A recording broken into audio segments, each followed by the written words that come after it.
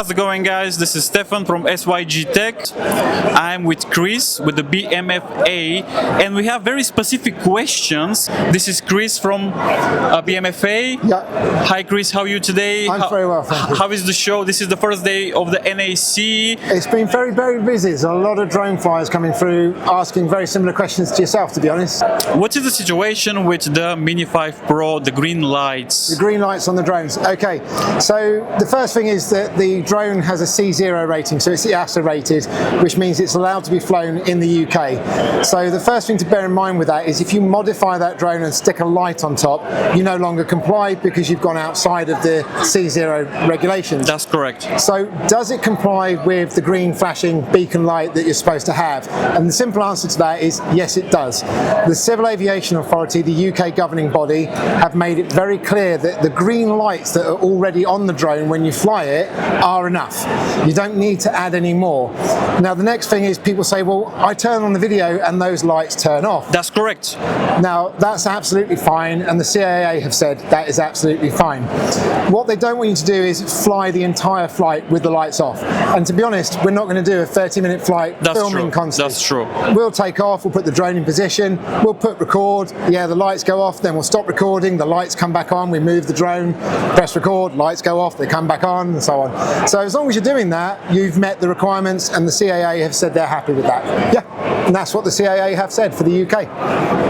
Perfect. Thank you very much for that question. I have another question, fire away, which I think is very interesting for a lot of pilots who use the Mini 5 Pro for work.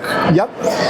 What do you need actually if you decide to film a normal wedding? Okay. Obviously you need the flyer ID, you need the operator ID. What else do you need? So if you want to operate commercially, which is basically doing a wedding and you might be getting paid for it, you need insurance. And insurance. The important thing with that insurance, it has to meet EC 785/2004 compliance. So in the UK, there's only a couple of insurance companies that will do that, such as Cover Drone and Moonrock. Okay. Or us, which is another thing. I'll come to that in a minute. Oh, that's good. It's good? That's good. Now, the important thing with that insurance is I get a lot, for example, at this show, we've had a lot of wedding photographers come in who say, I've got insurance already for my wedding photography business. What they don't realise is there'll be a line in there somewhere that says excludes drones. Drones are not allowed. And that's because the drone comes under aviation law and reads aviation insurance. And that's what the EC 785/2004 regulation is. It's aviation compliance. With Moonrock and Cover Drone, they do the insurance. What we do for our members, people who join us, they get recreational insurance, public liability for 25 million. So that's a heck of a lot of cover. But if they want to then go and do a little bit of commercial filming in the open categories or photography, we extend that to £1 million worth of commercial public liability. Beautiful. So you can fly as a recreational hobbyist, be fully insured and supported, but also go and do a small amount of commercial work, photograph estate agents, weddings, whatever you want to do, as long as it's in the open categories and lawful. How much was the price you said? So let's say if I want to join, for example. Okay, so membership to the BMFA is currently £51 a year. That's for an adult senior membership, and that's a full 12 months. That's full 12 months of insurance. You also get a few extras on top of that, so you don't just get insurance from us. We've been around since 1922. That's how old the BMFA is. It's 104 years old this year. Wow, that's... So, yeah, it's old. That's now, a lot. We didn't do drones back then, let's be honest.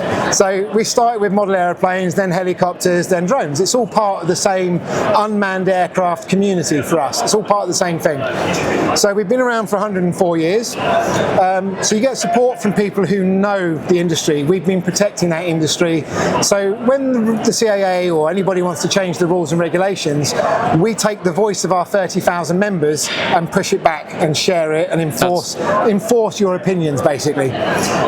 Other things you get, though, as part of membership, you get £35,000 worth of personal injury. So let's say you accidentally fly your drone into your own face. Don't, please. There's insurance for that. It could happen. It could happen.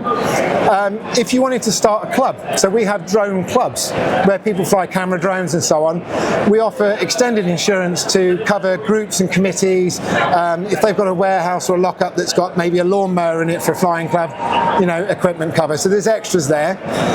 But one of the other key benefits for us is how we support drone flyers is we've got discounts on the A2 certificate of competence, so you can get that for £49 for us. That's as a beautiful. member. That's a very, very, very affordable price, actually. Absolutely. I mean, a lot of companies charge £100 plus. Yeah. So with our membership plus £49, you're actually getting all the insurance and our benefits for free now. That's very good. On top of that, we have something called Article 16. Okay. And Article 16 is like an extension to the open category for members of the association.